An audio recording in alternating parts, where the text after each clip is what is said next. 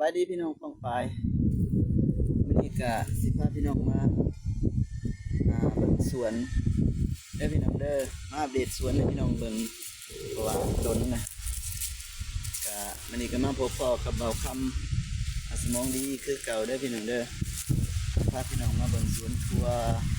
ก็บ่ได้ไปทางใดอยู่กับไร่กับนากับหัวกับสวนคือเก่าพี่น้องแต่ว่าพาพี่น้องมาเบิ่งว่าสวนทัวนี่ก็สิพอสำได้แล้วก็กำลังเกี่ยวข้างได้พี่น้องเด้อมัดปักข้างก็พาพี่น้องมาเบิ่งน้ำกันมันกำลังเกี่ยวข้างก็ได้ประมาณนี้พี่น้อง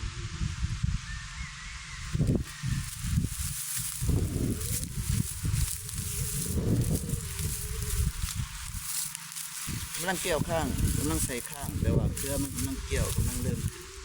ได้พี่น้องมาเบิ่งน้ำกันได้พี่น้องเด้อได้พี่น้อง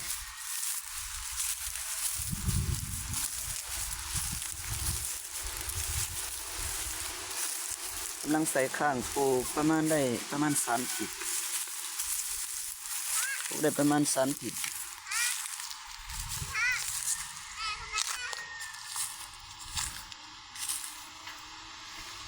ก็ประมาณนี้พี่น้องเพราะว่ามันก็การเติบใหญ่ของมันก็ยากนี่เพราะว่าอากาศหนาวได้พี่น้องประมาณนี้แหละ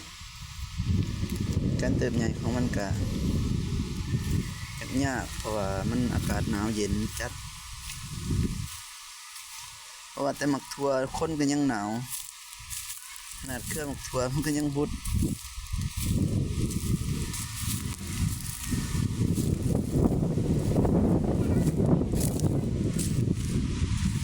เด้พี่น้องกำลังใส่ยอด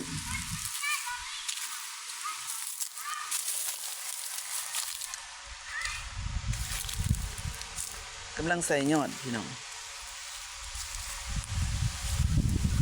ปลูกมาประมาณ3 ปี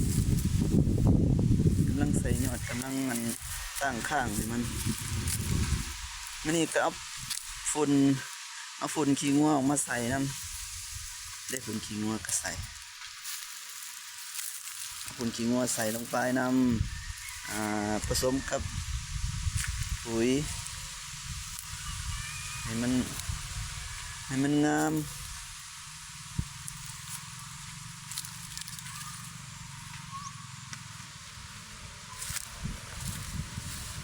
กำลังเกี่ยวข้าง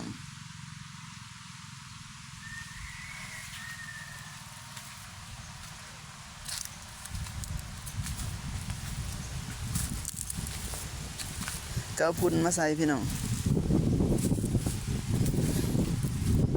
ก็ยังบ่พออยู่อีกประมาณจัก3 สอบ 4 สอบก็คือสิพอใส่เพิ่มพลังเพิ่มกับพลังของปุ๋ย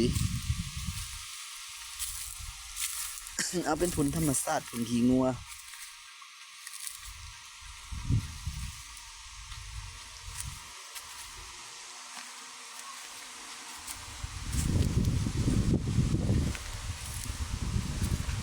มันหนาวจัดโพดพี่น้องไอ้บ่อยากขึ้นบ่อยากใหญ่มันเพราะว่ามันมีแสงแดดหน่อย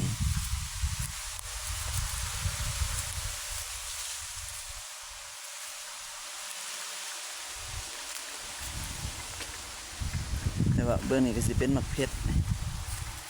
เบื้องในสวนหมักเพชร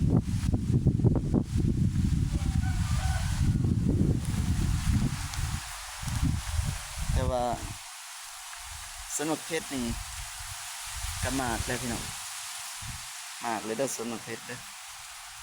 เริ่มมากเริ่มดอก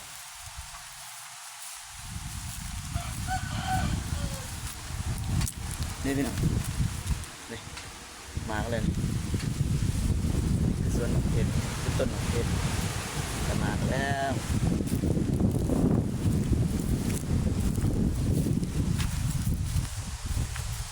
ก็เริ่มปิดกินน้ำเลย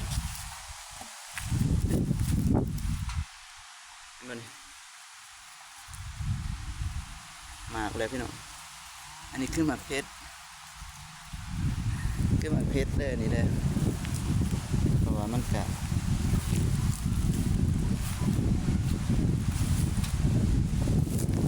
เดินมาแต่ว่าบนนี้ยังบนนี้ยัง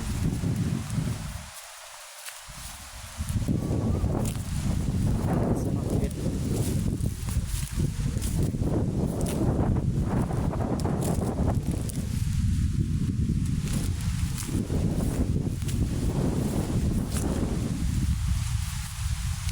มาวันนี้ก็ขอจบคลิปนี้ไว้เท่านี้เด้อพี่น้องเด้อไว้พอกันคลิปหน้า